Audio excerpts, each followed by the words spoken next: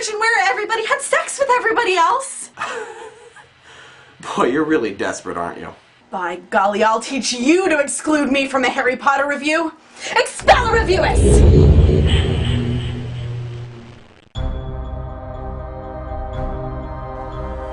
I'll take over this review yet.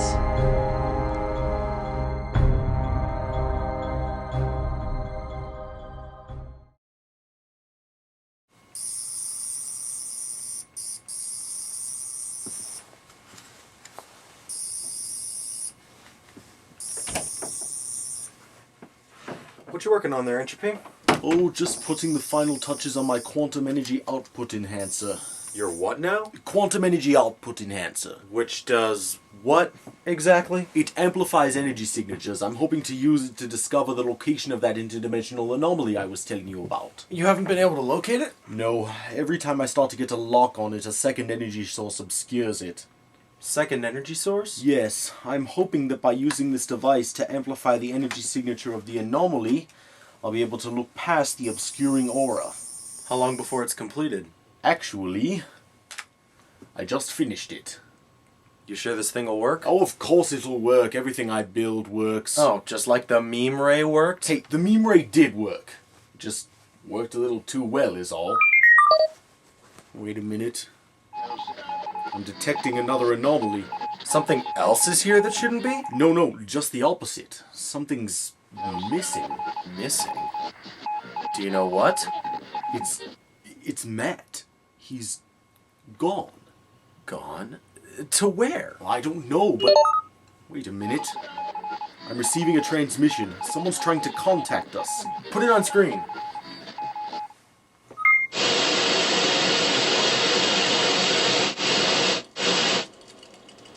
E.T.? Don't call me E.T. What are you doing in my computer systems? Hacking my way in. Insultingly easy, as a matter of fact. This guy hacked your systems? Oh, I'm sure he thinks he did, but my systems are programmed with several false weaknesses to confuse intruders. If it's one of those he found, there'll be one of several unique viruses installed on his computer by now. What? Check your email. Pottermore account deleted? Ah, yes. That's one of my personal favorites. I don't have a Pottermore account. Well, you don't know. Well, both of you just shut up and listen. I need your help. Well, more specifically, I need Entropy's help. To do what, exactly? You and I are going to take over Books versus Movies reviews. Why? Oh, come on. Everybody knows that Books versus Movies reviews is all anybody watches on here. With these reviews on our side, we can take over this whole channel! Not interested. What? Why should I care about taking over Matt Guyon's YouTube channel? I don't understand the question. Matt has something that he likes, and I'd like for him to not have that. It's really not that complicated. Well, what's the review? Watchmen. You don't really seem like the type to care about graphic novels. Especially not a graphic novel that some people consider to be the best one ever made, written by Alan Moore and drawn by Dave Gibbons. Well, normally you'd be right, but I was turned on to this particular one by the 2009 movie adaptation. Directed by Zack Snyder and starring Jackie Earle Haley, Patrick Wilson, Malin Ackerman, Billy Crudup, Matthew Goode, and Jeffrey Dean Morgan. Many people, Alan Moore among them, claimed that the movie was unfilmable, but Snyder managed to create, arguably, one of the most faithful movie adaptations of a book in existence. So, Entropy, shall we decide which one is better? Alright, count me in. Same here. Dibs on the book side. Who invited you? I did. Why would you want to collaborate with villains? I thought you were a good guy. This is Watchmen, twin. There are no good guys and bad guys. Well, you can't help. This has to be done in Pairs, and there's nobody to be the second member of the book team. Hello, Prime. No. No. Anybody but him! Oh, come now. Matt isn't here, there is nobody else. Tertius doesn't read, Quintus doesn't speak, and Quartus is constantly backlit. It wouldn't look good on camera. Sextus. Background singer number 3. Hell, I'll even take Bobby Brimstone. They're all either in hiding or spying on my clones, but of course if you really wish to reveal their locations to me... Alright, fine. Not to worry, Prime. I do have some experience reviewing literature? Since when? Oh, never mind. Shall we proceed? Fine. With special guests, Coded Lock Films, Entropy, and Secundus, this is Books vs. Movies review of Watchmen.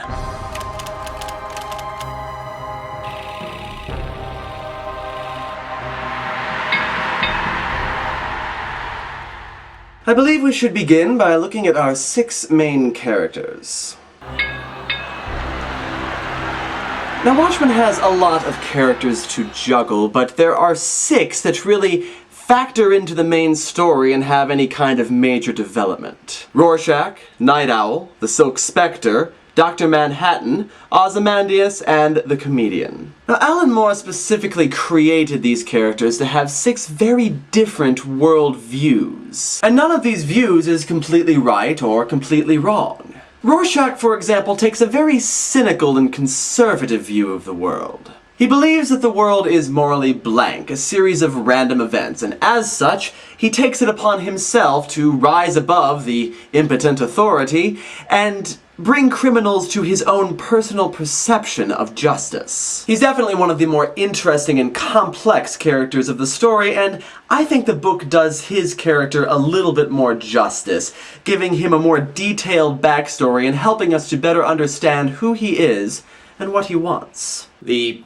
gadget-obsessed Night Owl, on the other hand, is done better in the movie. Night Owl's view of the world is more optimistic than Rorschach's, as well as more liberally based. His motivation for being a masked hero has less to do with bringing bad guys to justice and more to do with saving innocent lives. But honestly, in the book, he's a little bland.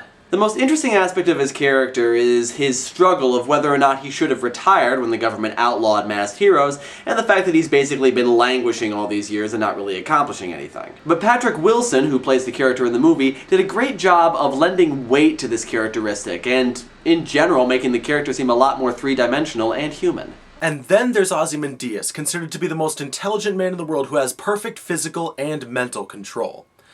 And this, in my opinion, is one of the movie's biggest failings. Ozymandias sucks in the movie. You can tell from the moment that this guy's on screen that he's gonna be the one who has some big mastermind scheme cooked up. I don't know if the way this character is played was a directorial decision or whether it was a choice on the part of the actor, but it is painfully unsubtle. The actor plays him as such a cold, heartless bastard when the entire point of Ozymandias is that he's not a cold, heartless bastard. He genuinely feels sorry for all the people that die as a result of his actions, and he regrets having to make such an unfortunate sacrifice. And in the book, you actually see him feeling this torment as opposed to the movie where he just says he feels it. I've made myself feel every day. No, you haven't, you swoopy-haired douchebag. Shut the hell up! In the book, Ozymandias does what he does because he feels it's necessary. In the movie, he does what he does because he feels it's right. And that, my friends, is a big difference. The Comedian is probably the least likable character in the entire story. He does just about every single despicable thing that you can name. He murders in cold blood, he shoots into a rioting crowd, he attempts rape at least once, and he even kills a pregnant woman, all under the protection of being a masked hero. And yet, for all of that, he probably has the best understanding of what it really means to be a masked hero and how lonely it can be. The Comedian is murdered just before the book begins, so we only really get to know him through flashbacks and other characters' perceptions of him. And while we do get to know a great deal about his character in the book, that doesn't necessarily make him any more likable. Now, obviously, the characters aren't there to be liked. They're there to be examined and analyzed, and to allow the reader to pass judgment and come to his or her own conclusions. But it becomes really hard to see the Comedian from an unbiased and objective point of view when you're shown frames like this. In the movie, we can still see that he's a despicable human being, but he is a human being. We see the human side, the side that we can identify with, and we can better understand where he's coming from, even if we still don't like him. The remaining 2 characters are Dr. Manhattan and the Silk Spectre, who are both done about equally well in book and movie, with Dr. Manhattan being consistently strong and the Silk Spectre being consistently weak, basically just there as a token chick in both versions. Now, in all fairness to her character, they do show her strained relationships both with her mother, the original Silk Spectre, and of course with Dr. Manhattan himself, but in the end, she's basically just a plot device with boobs. Boobies. Shut up! Dr. Manhattan is a character who is simultaneously human, inhuman, and superhuman. He's the only character in the story who actually has superpowers, being able to manipulate matter and basically existing in kind of a quantum state. So he doesn't perceive time in a linear sense, but sees all events as continually happening at the same time. This makes his backstory in the book more structurally interesting, as we'll discuss in composition. But his portrayal in the movie, which we'll discuss more in Imagery, gives us more of a sense of the emotional human side of his character. And I think ultimately that's the main difference between the book characters and the movie characters. Alan Moore's purpose in creating these characters and presenting them the way he did was to present us with 6 very different worldviews in an equal and unbiased light, not giving precedence to one over any of the others. As we discussed in V for Vendetta, Alan Moore is a big believer in presenting viewpoints in this way and allowing the reader to draw his own conclusions rather than shoving a point down the reader's throat. The problem with that is, while we do get an unvarnished view of our characters with all their virtues and flaws laid out before us, it seems more like a list of pros and cons at times, and the ambivalent portrayal kind of serves to remove the humanity from these characters. The movie was very fortunate to get 6 relatively known but good actors that looked like the characters from the book to play these parts. So we don't see actors on the screen, we see the characters from the book, and the power of these actors serves to present the human side of them, especially with characters like Rorschach and the comedian. We may have lost some of the unbiased nature of these characters, particularly with Ozymandias, but I think feeling and understanding these characters better makes up for it. So while the book characters are very well done, the actors in the movie push them to the next level. But now on to the relatively mundane remainder of the cast. The remainder of the characters are quite extensive. Former heroes, everyday citizens, gang members with horrendous hairdos, to say nothing of President Nixon serving his 5th term. The purpose of these characters, as the purpose of other characters often is to react and respond to everything that's happening with the main characters. And much like the main characters, we get a large variety of world views, as the characters are very diverse. There are a few characters that do overlap. In particular, we get the original generation of masked heroes, including the original Night Owl and Silk Spectre. And we get a pretty concise backstory regarding the original masked heroes during the opening credits. There's no dialogue or anything, it's all done with visuals. But it tells the story of the plight of masked heroes pretty well, as do the brief scenes that we get with Night Owl and Silk Spectre. A lot of the themes regarding the conflict of masked heroes being above the law comes through in the backstory of these characters. And though it's brief in the movie, it does present the backdrop for those themes pretty effectively. That, however, is the only portion of the supporting ensemble that is really done effectively. What's missing is the ordinary people, the common mass. In the movie, they appear as just that. A mass. We see the collective reaction to everything rather than individual opinions. Now we get to see those individuals, probably because they still filmed the scenes, but in the theatrical cut at least, we only get glimpses. The psychiatrist who examines Rorschach probably gets the most screen time out of all of them, but we still don't see the obsession with Rorschach's case that he had in the book. The newsstand guy and the boy reading the comment are likewise absent until the end of the movie. In fact, most of the people who are present when the shit hits the fan before the last chapter are not seen that much beforehand. One of the reasons that scene is so powerful in the book is that we knew these people and we got to hear their opinions and their beliefs. So the New York disaster didn't just kill a bunch of people, it killed a bunch of people we knew. In the V for Vendetta review, Matt and I talked about how the portrayal of the common everyday people in the movie is one of the things that made that movie so good. In this case, the same is true, just with the book instead. But much of this story is based on how it's put together, so let's look at composition. When you look at the movie alongside the book, a lot of it is pretty much identical. The opening sequence in the book is pretty much copied exactly in the movie, and a lot of the movie scenes do that same thing. It's obvious they were trying to be as faithful as they could to the original material, and a lot of that comes through in the composition. A lot of what makes Watchmen Watchmen is Dave Gibbons' attention to the structure of the piece. Each chapter of the book is given to a different structure, and each one in some way enhances the story that it's telling. For example, the chapter entitled Fearful Cemetery, which looks at the moral ambiguity of a couple of the characters, is actually symmetrical in its structure. Dr. Manhattan's backstory is told in a non-linear fashion, reflecting the non-linear way that he views time. And part of Rorschach's backstory is told through a psychiatric evaluation, which includes, of course, Rorschach inkblots. The movie, of course, echoes these things and tries to emulate them, but while some of the structural elements might transfer well to movie form,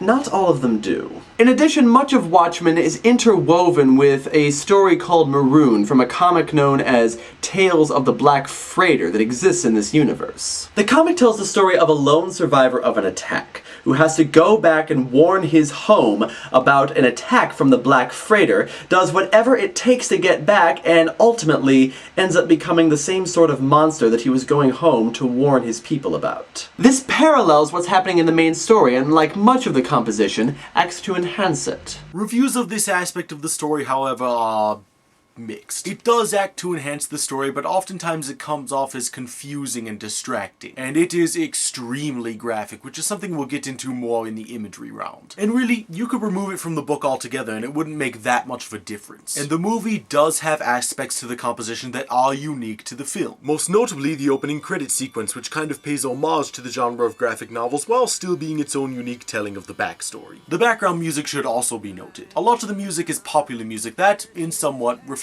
what's going on the screen. But while I can see what point they were trying to make with these music choices, a lot of them just didn't work for me and ended up feeling really jarring and distracting. Also, between each of the chapters is a piece of supplementary material that gives the reader some background information about what went on in the previous chapter, usually a newspaper article or an excerpt from a book. While the movie gives us a very concise version of this backstory, the book's supplementary material gives us a lot more detail, and honestly, it's not strictly necessary to read it in order to understand what's going on. It's just there if you want a slightly richer version of the story, and it's easy enough to skip over these sections. You could really say that about all the compositional aspects of this story. They're not necessarily something you notice while you're reading, but if it weren't for them, it wouldn't be Watchmen. One of the reasons Alan Moore thought this novel was unfilmable is because a number of the compositional elements are unique to the genre of graphic novel and don't really work in any other medium. And while I usually disagree with Moore's purist tendencies, in this case I have to stand with him. The composition is superior in the book.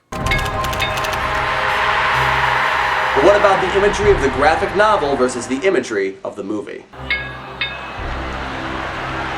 As we mentioned in the previous round, the movie is in a lot of places frame for frame the same as the graphic novel. I mean, they obviously tried really, really hard to make this movie look like the graphic novel, and for those of us who are fans of the graphic novel, that can be a pretty cool experience to see these images coming to life on screen. And just like in V for Vendetta, they use the camera angles, the lighting, and all the tools of movie making to their fullest advantage to make this movie look like a graphic novel itself. But not just any graphic novel.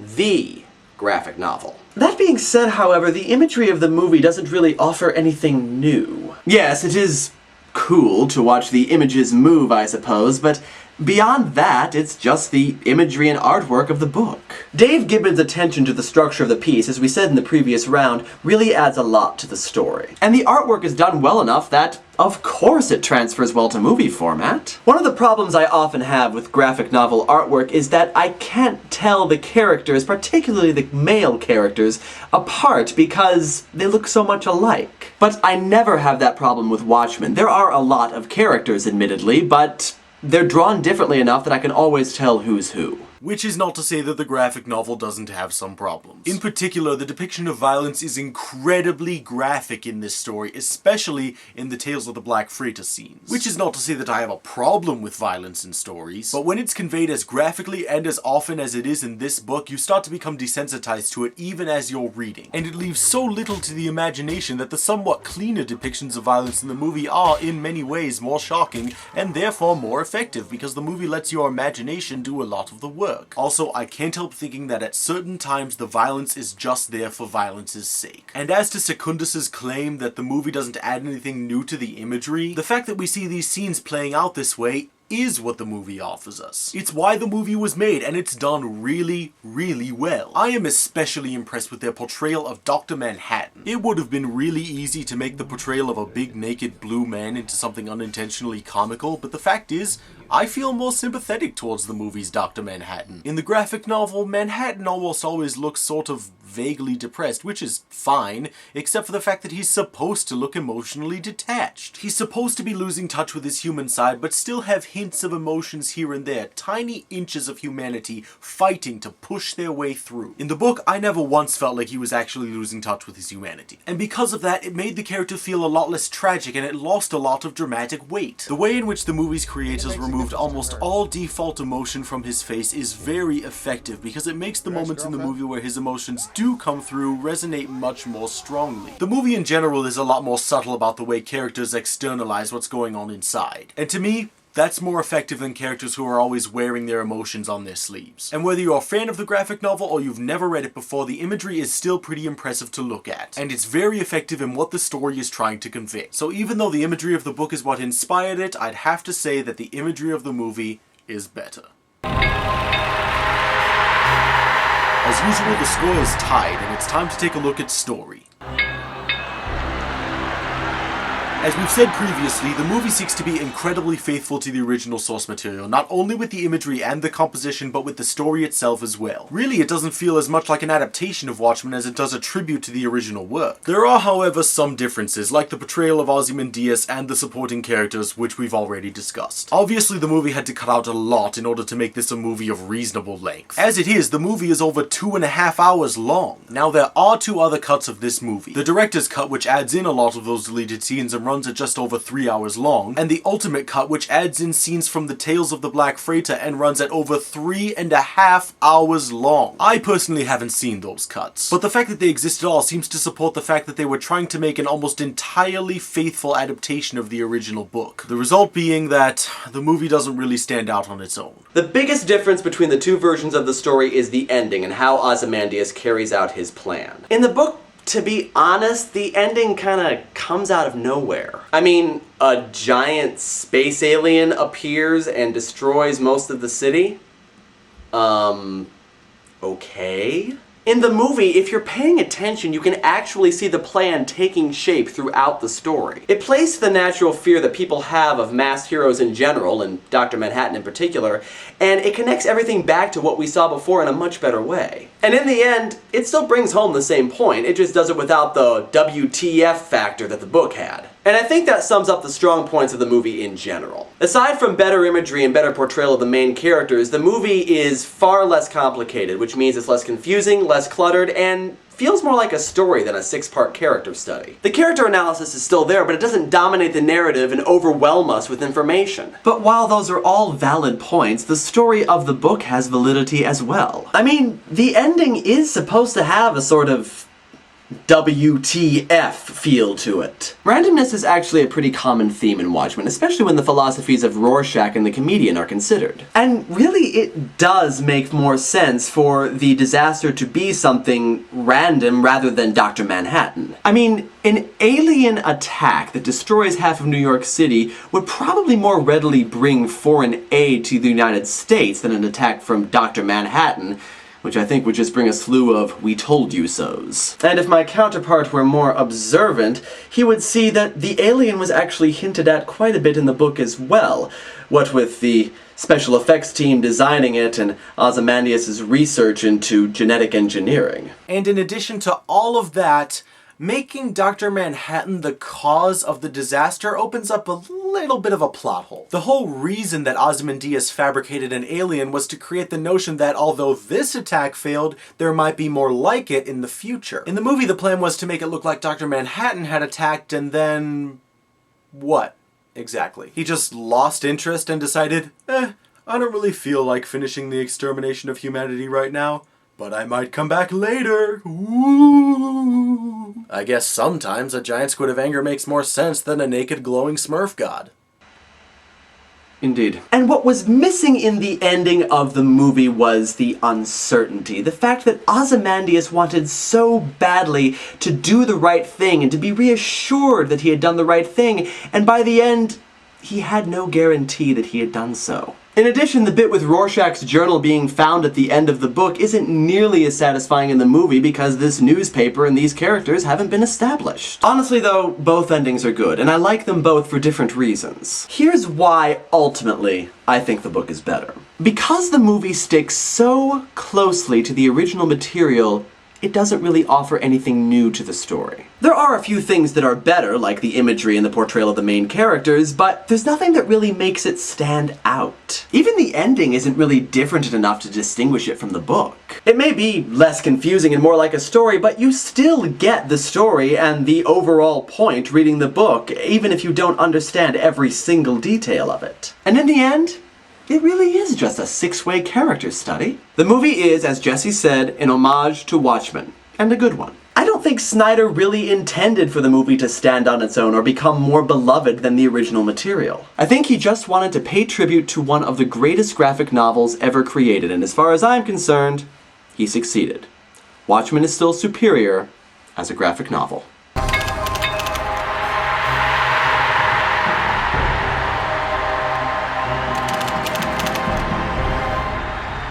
How the hell did you do that? How did you manage to praise the movie and yet win the review at the same time? What can I say, Prime? I'm a marvel. Damn you, Secundus! I'll get even with you if it's the last thing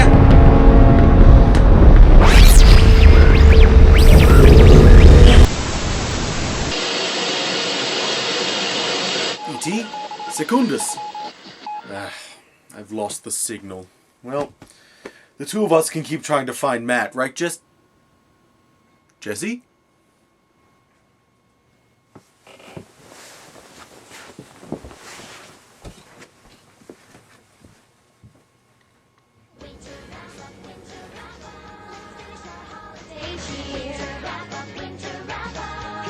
How the hell did you get down here so fast? What? You were right upstairs and now you're down here. Entropy, I've been sitting here watching My Little Pony all day long. But then, who was... Who was what? We have a problem.